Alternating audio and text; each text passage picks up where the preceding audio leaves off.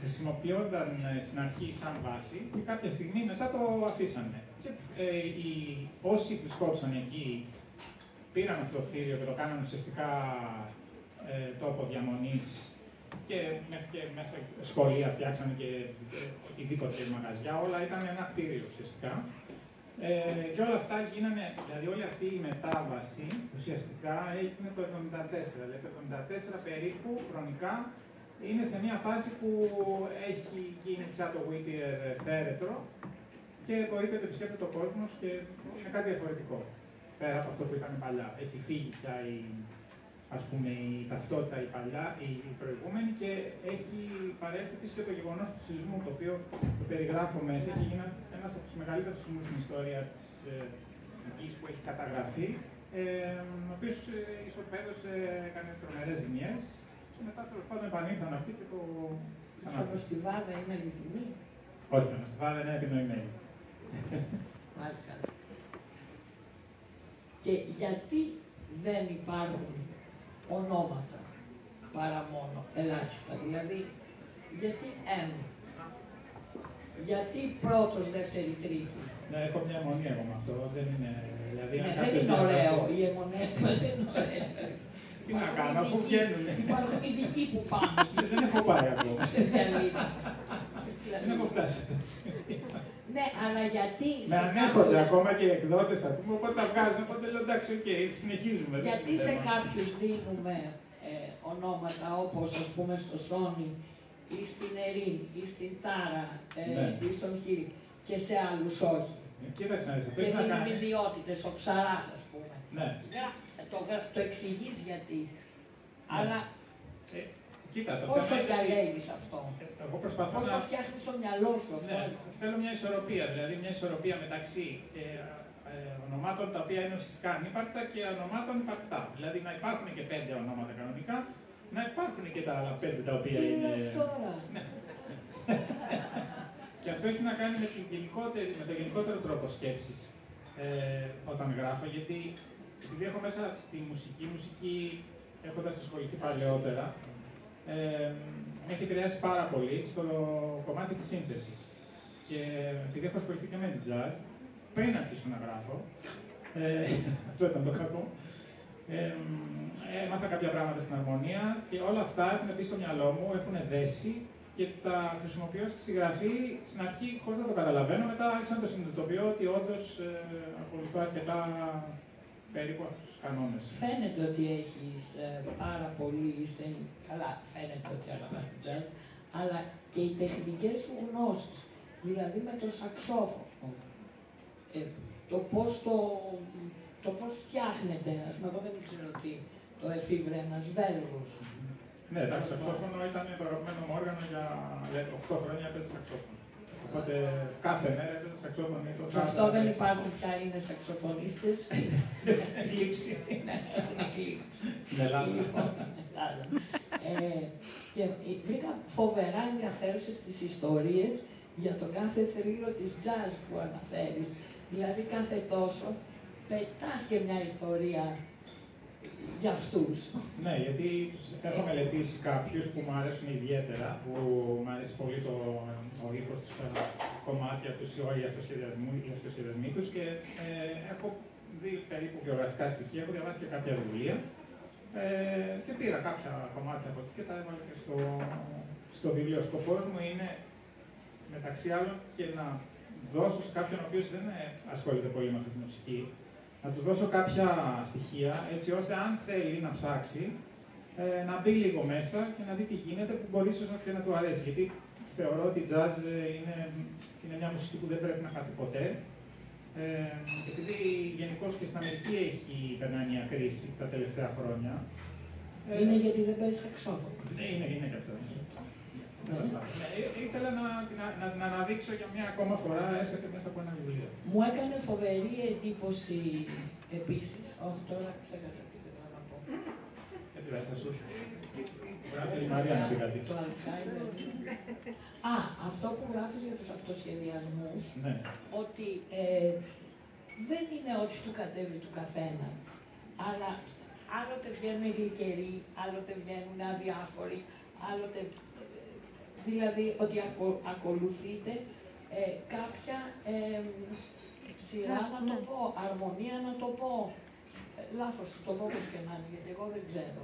Ναι, κοίταξε, οι jazz, αντίθετα με ό,τι πιστεύουν κάποιοι, είναι, υπάρχει δομή, υπάρχει η αρχή, ας πούμε, της αρμονίας, υπάρχουν οι κλίμακες οι οποίες πρέπει να χρησιμοποιηθούν και από εκεί και πέρα, όταν μάθεις κάποια πράγματα, μπορείς και υπερβαίνεις τα στοιχεία που έχεις, τα εργαλεία που έχεις, για να πας παραπέρα. Οπότε είναι αρκετά σύνθετο όλο αυτό. Η μουσική, η μεγάλη μουσική που την έκτισαν και εξελίχθηκε μέσα από τη δεκαετία του 50 και του 60, ήταν άνθρωποι οι οποίοι ξεκινήσαν από την αρχή σαν μικρή μουσική και από μόνοι τους, παίζοντας δηλαδή και με τους άλλους μαζί, άρχισαν να εξελίσσουν αυτό που άκουγαν στη jazz που έγινε αργότερα. Οπότε είναι πάρα πολύ ενδιαφέρον όλο αυτό, στο πώς ξεκίνησε και πού έφτασε. Και ο κάθε μουσικός για να εξελιχθεί και να φτάσει σε ένα σημείο να παίζει πράγματα τα οποία εμείς μπορεί να τα ακούμε και να μην αντιλαμβανόμαστε τι ακούμε. Αυτός έχει κάνει όλη την πορεία μέχρι εκεί. Είναι όπως ο ζωγράφος, ο οποίος αρχίζει να σχεδιάζει και να φτιάχνει μια καρέκλα και μετά σιγά σιγά να φτιάχνει το τοπίο και μετά αρχίζει να κάνει ανυπονικά, να κάνει κυκλιστικά, να κάνει οτιδήποτε για να φτάσει κάπου που θεωρεί εκείνος ότι είναι η δικιά του ταυτότητα. Πολύ ενδιαφέρον, πολύ ενδιαφέρον. Δίνω το μικρόφωνο στη Μαρία. Δίνω και εγώ. Άσο, εγώ πρέπει να μιλήσω φέτος. Θα ρωτάω και θα απαντάω. Και τα δύο μικρό. Ναι, είπαμε. Εγώ θέλω να σε ρωτήσω κάτι για τη διαδικασία της συγγραφής. Η πρώτη μου ερώτηση απαντήθηκε ήδη. Πώς επιλέγεις τα θέματά σου, γιατί δεν είναι θέματα οικία, της καθημερινότητάς σου, δεν είναι κάποια άμεση έννοια στο περιβάλλον σου που μπορείς να τα αντιλήσεις. Άρα, εδώ είπες ότι ήταν τυχαία ένα διάβασες. Εγώ θέλω να ρωτήσω όμως πώς έχτισες το μικρό κόσμο με όλους αυτούς τους ήρωες που ανέφερε πριν, ότι είναι εντυπωσιακή πληροφορία για όλους τους. Ένα απίστευτο puzzle που όλοι έχουν την ιστορία τους, όλες είναι ολοκληρωμένες. Όλοι έχουν μια κοινή πορεία. Σε όλες τις ιστορίες είναι λίγο πιο γρήγορες στη Νέα Υόρκη και μετά όλα τα βλέπουμε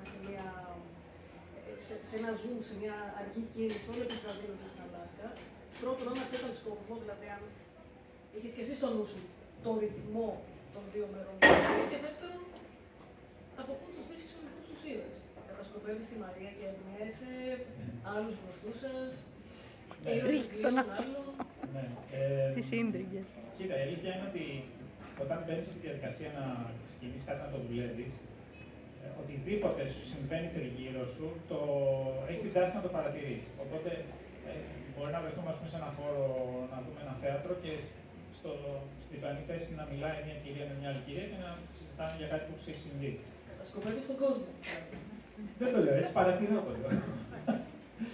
Οπότε ασυναίσθητα αυτά τα πράγματα. Δηλαδή, έρχονται, παίρνουν και κάτι κρατάς και το σημειώνεις. Τώρα, σε ό,τι αφορά τους ήρωες και το ότι υπάρχουν πολλοί και ότι συνήθως υπάρχουν πολλοί και ότι έχουν ιστορίες και οι ιστορίες, δηλαδή μέσα από τις ιστορίες αυτές βλέπεις τον κάθε ήρωα και ας είναι δευτερεύον, έτσι. Είναι εντυπωσιακή η πληθώρα των ιστοριών. Ναι, είναι αυτό που όμως εμένα με βοηθάει στο να εξελίξω αυτό που γράφω. Δηλαδή δεν μπορώ να μείνω, μπορεί να είναι και μειονέκτημα, δηλαδή σκέφτομαι πολλές φορές διαβάζοντας άλλους συγγραφείς και λέω κοίτα να δεις τώρα, αυτός έχει κάτσει και αναλύει τον ίδιο χαρακτήρα και ουσιαστικά έχει έναν ακόμα ξοδοτέλο και προχωράει το βιβλίο και πάει και γεμίζουν τις σελίδες και φτάνει στο τέλος. Ενώ εγώ αισθάνομαι ότι πρέπει να βάλω και άλλον έναν και να γίνει και κάτι άλλο και να βρούμε και κάτι από εκεί και αυτός εκεί τι έκανε και άλλοι τι είχε κάνει πριν. Και να θέσουν κάποια στιγμή, να πει ένας μέσα στον άλλο. Δηλαδή το μυαλό μου είναι λίγο χαοτικό σε αυτό, αλλά δεν μπορώ να λειτουργήσω διαφορετικά. Δηλαδή έχω δει ότι εκτός από διηγήματα, που στα διηγήματα είναι, επειδή θεωρώ ότι το εύρος είναι μικρότερο και δεν μου βγαίνουν, ας πούμε, 10-15 σελίδες παραπάνω, να πούνε κάπου εκεί 10, 15, 20 το πολύ. Και εκεί αισθάνομαι ότι επειδή είμαι περιορισμένος, δεν μου χρειάζεται να πετάω από εδώ και από εκεί χαρακτήρες ή να το ανοίγω, ας πούμε, κατά κάποιο τρόπο. Μπορεί να είναι πιο συμπυκνωμένο, πιο συγκεντρωμένο. Ενώ στο μυθιστόρημα έχω την ανάγκη να γεμίζω το περιεχόμενό μου και με άλλους. Και μ' αρέσει και να τους παρακολουθώ, βέβαια. Μ' αρέσει, δηλαδή, δεν μου αρκεί μόνο ο Έλληνας ήρωας. Δηλαδή, κάνεις κάποια τρομή ή αρχίζεις και γράφεις, ξέρεις που πάει η ιστορία ή αυτοσχεδιαστικά κάπως κινείσαι. Το πιο σύνθεση είναι, δηλαδή, μου έχει τύχει να γράψω ένα μυθιστόρημα και να έχω από πριν ουσιαστικά αυτό που λένε σκελετό. Ναι. Και περίπου την έκβασή του από την αρχή. Δηλαδή, μου είχε έρθει η ιδέα και λέω: Α, θα γίνει αυτό, και θα γίνει και εκείνο, και θα γίνει και το άλλο. Τέλος πάντων, αν θα γίνει, πέρα φαντάζομαι. Αλλά πέραν από αυτό που ήταν εξαίρεση για μένα, τα υπόλοιπα όχι. Τα υπόλοιπα είναι μια πολύ γενική ιδέα. Δηλαδή, στην προκειμένη περίπτωση ήταν το Whittier και η jazz, γιατί πάντα ήθελα να γράψω κάτι σχετικό με την jazz. Την αγαπάω πάρα πολύ και είναι μέρος της καθημερινότητάς μου. Αλλά δεν ήθελα να είναι κάτι το οποίο να είναι μόνο πάνω στη jazz. Δηλαδή να είναι τόσο πολύ jazz που να λέει ο άλλος καλά, ρε φίλε. Εντάξει, εγώ δεν θέλω να διαβάσω κάτι να μου λέει μόνο για την jazz. Θέλω να με κρατήσει το βιβλίο κάπως. Οπότε. Είναι ταλέντο που τους δένεις όλους τους ήρωες μεταξύ τους και δεν αφήνεις κανέναν ξεκρέμαστο. Ναι. Ήταν πολύ σωστή τομή, δεν είναι σχεδιασμένο. Ναι, μπορεί, δεν είναι αυτό. Είναι ότι με ενδιαφέρει να ξέρω τι γίνεται στους περισσότερους από αυτούς που εμφανίζονται μέσα σε ένα μυθιστόρημα. Θέλω να ξέρω την ιστορία τους περίπου. Δηλαδή αισθάνομαι ότι κάτι μου λείπει άμα δεν ξέρω τι έχει κάνει αυτός και τι. Όχι όμως με τεράστιες λεπτομέρειες, όχι, okay, δεν είναι ότι. Όχι, εντάξει, ναι, τόσο όσο. Τόσο όσο, ναι, έτσι ώστε να δένει όσο γίνεται να λες. Άλλη ερώτηση. Υπάρχουν συγγραφείς που. Όχι ακριβώς που σε επηρεάζουν. Που αγαπάς τόσο και νιώθεις ότι κάπως προσπαθείς να γράψεις τέλος πάντων στο δικό του σύμπαν, εμφανίζεσαι από το σύμπαν άλλο συγγραφείο που αγαπάς. Καλά, εγώ δεν τολμώ να τα πω αυτά, γιατί αυτούς που θαυμάζω είναι τέρατα. Οπότε δεν θέλω να λέω ονόματα. Απλά διαβάζοντας συγγραφείς που έχουν συγκεκριμένες αφηγηματικές τεχνικές, εκεί με επηρεάζει. Ακόμα και πιο σύγχρονος, δεν λέω μόνο για τους. Γιατί φαντάζεται κανείς ότι όταν λέω για τέρατα έχουν πεθάνει περισσότεροι. Αλλά και σύγχρονους συγγραφείς, οι οποίοι βλέπω ότι πειραματίζονται κατά κάποιο τρόπο, εμένα αυτό μου αρέσει, γιατί προσπαθώ να ξεφεύγω λίγο από αυτά που θα γράψω στο προηγούμενο και να βάζω, αν μπορώ να βάλω, και κάποια στοιχεία καινούργια μέσα στη γραφή, στον τρόπο, στην τεχνική της γραφής ουσιαστικά. Μιλάς για σύγχρονους, γιατί έχουμε και το Φώτη εδώ. Ναι.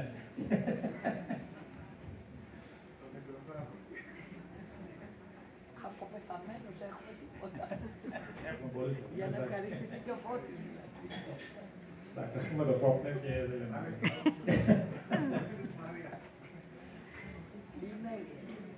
Είναι κάποιος που θέλει να κάνει κάποια ερώτηση, που το έχει διαβάσει, που έχει να κάνει μια παρατήρηση. Αυτός το έχει διαβάσει, το δείχνω.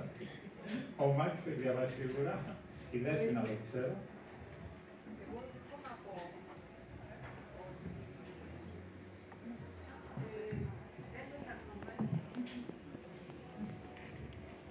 είναι εντυπωσιακοί οι δεύτεροι χαρακτήρες, διότι δεν παίζουν πάντα τόσο σημαντικό ρόλο στην πλοκή. Δηλαδή έχουν τη δική τους πλοκή, έχουν τη δική τους ζωή. Κάποια στιγμή κάποιοι βέβαια παίζουν ρόλο, αλλά οι περισσότεροι δεν παίζουν. Αυτό είναι το πώς δεν είναι, γιατί όταν ο δεύτερος χαρακτήρας παίζει ρόλο στην πλοκή, αλλά όταν δεν παίζει, εκεί είναι το ειδοποιώς διαφορά. Νομίζω. Ναι, είναι και λίγο. Λέω ότι είναι λίγο σαν να. Είναι λίγο σαν να παρατηρεί. Ναι. Σαν να έχει αρχίσει να παρατηρεί περισσότερο. Ναι. Οπότε ακόμα και λεπτομέρειες που με τους ίδιους ρυθμούς πριν δεν θα έδινε σημασία, να επιβραδύνουν τα πάντα και να παρακολουθεί. Και βέβαια ο βασικός κωδικός χαρακτήρας ο Εμ τελικά εξελίσσεται εκτός από μουσικά. Εξελίσσεται και προσωπικά, γιατί ενώ στην αρχή είναι αδιαπέραστος, είναι σχεδόν, όχι κοινώνητος, αλλά μονήρης, αδιαπέραστος θα έλεγα. Τελικά όμως συνάπτει σχέσεις με τον Ψαρά, πέραν της Ερήμ και της. Δηλαδή υπάρχει εξέλιξη και στο βασικό χαρακτήρα, σημαντική. Μήπως αναγκάζεται. Όχι, δεν φαίνεται να αναγκάζεται. Ένα στοιχείο για μένα στο ότι ο Εμ πηγαίνει εκεί είναι το ότι γενικότερα, επειδή έχει τύχει να πάω στο εξωτερικό και να ζήσω για ένα μικρό χρονικό διάστημα, και ένιωσα ότι πηγαίνοντας εκεί έπρεπε να αλλάξει κάτι από το χαρακτήρα μου, έτσι ώστε να μπορώ να αισθάνομαι πιο άνετα. Και πίεσα τον εαυτό μου και εντάξει, μου βγήκε, θα μπορεί να μην μου είχε βγει, αλλά θεωρώ ότι εκεί άλλαξα ένα κομμάτι του εαυτού μου σε αυτό που θεωρούσα ότι είχα μια δυσκολία. Οπότε, με αυτό κατά νου, και ο Εμ ουσιαστικά κάνει αυτό, δηλαδή κάνει ένα βήμα παραπέρα, γιατί αισθάνεται ότι εκεί που βρίσκεται κάτι πρέπει να γίνει έτσι ώστε να του φύγει λίγο αυτή η εσωτερικότητα που έχει, για να μπορεί να επιβιώσει να είναι καλύτερα και να κάνει αυτά που θέλει να κάνει. Εμένα μου έκανε φοβερή εντύπωση επίσης η προσήλωση του στο να μάθει και ίσως γι' αυτό εννοώ εξ ανάγκης έγινε κάπως πιο κοινωνικός. Δηλαδή στη Νέα Υόρκη ήτανε μονήρης, αλλά μήπως αυτό οφειλόταν στην ανάγκη του να μάθει και ένιωσε πιο σίγουρος στην Αλάσκα, επειδή έπαιζε ήδη επαγγελματικά. Και άρα ένα μικρό κομμάτι του μπορούσε να ανοιχτεί. Εννοείς ότι δεν ήταν καθαριστής, δηλαδή, δεν καθάριζε απλά πατώματα. Ναι, αυτό εννοώ. Ότι ήταν πια μουσικός. Ναι. Και αυτό ίσως του έδινε μεγαλύτερη αυτοπεποίθηση. Όσο κι αν ο ίδιος αντιλαμβανόταν τις ελλείψεις του ως προς τη μουσική. Επίσης, πολύ αστείοι ήταν τα επαγγέλματα ο δοκιμαστής κρεβατσιών, ποιος άλλος με τα αρώματα. Υπάρχουν αυτά τα επαγγέλματα. Και με τα... Νομίζω ότι δεν υπάρχουν, αλλά έψαξα να βρω επαγγέλματα τα οποία μάλλον έχουν εκλείψει πλέον. Και των χρωμάτων, ναι, είχε μεγάλη πλάκα. Για πες για αυτά τα επαγγέλματα. Εντάξει, ήταν μια περίπτωση, τώρα ήταν ένας από τους δευτερεύοντες χαρακτήρες, ο σύζυγος της Τάρα, ο Χιλ, πιανίστας, ο οποίος βρισκόταν σε ένα πλοίο και εκεί συνάντησε διαδοχικά τρεις τύπους, οι οποίοι κάνανε αυτά που κάνανε, ήταν λίγο περίεργα σαν επαγγέλματα. Εντάξει, ο ένας παρατηρούσε το πόσο γρήγορα στεγνώνει η πογιά όταν απλώνεται στον τοίχο, ο άλλος...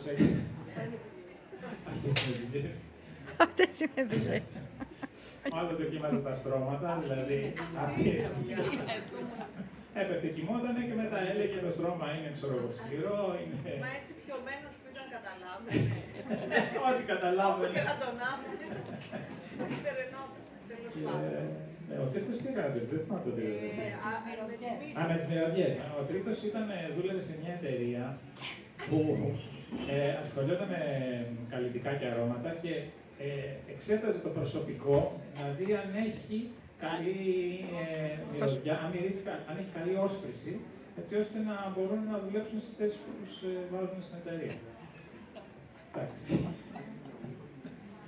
Εκεί το διασκέδασα με τον εαυτό μου.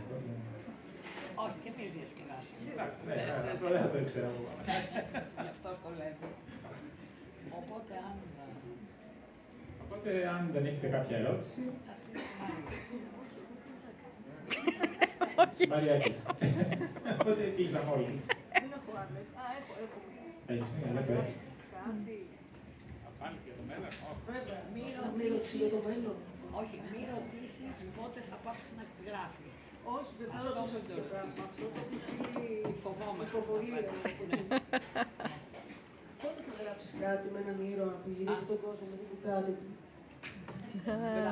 Ωραία ερώτηση. Κατά προτείνεις αυτοβιογραφικό. Ναι, γιατί αλλιώς δεν υπάρχει περίπτωση. Εντάξει, αυτό το κόλλημα που έχουμε τις μηχανές, επειδή το τροφοδοτώ συνέχεια επειδή τις δοκιμάζω και έχω κάθε μήνα, ας πούμε, 2-3 στη διάθεσή μου, δεν θέλω να ασχοληθώ, δηλαδή λογοτεχνικά δεν μου βγαίνει. Ίσως επειδή το βιώνω καθημερινά σαν κάτι πολύ πλέον κοντά μου και όταν γράφω θέλω να φεύγω, να ξεφεύγω τελείως και από το περιβάλλον και από τη χώρα και τους ανθρώπους απ' όλα. Δηλαδή να φτιάχνω το δικό μου σύμπαν. Αυτό. Ευχαριστούμε πάρα πολύ που ήρθατε για μία ακόμα φορά. Και ευχαριστώ πάρα πολύ τη Μαρία την Αμπή και την Κλέβη Παπαμιχαήλ. Μπορείτε να σας πείτε να κάνετε ό,τι θέλετε να κάνετε.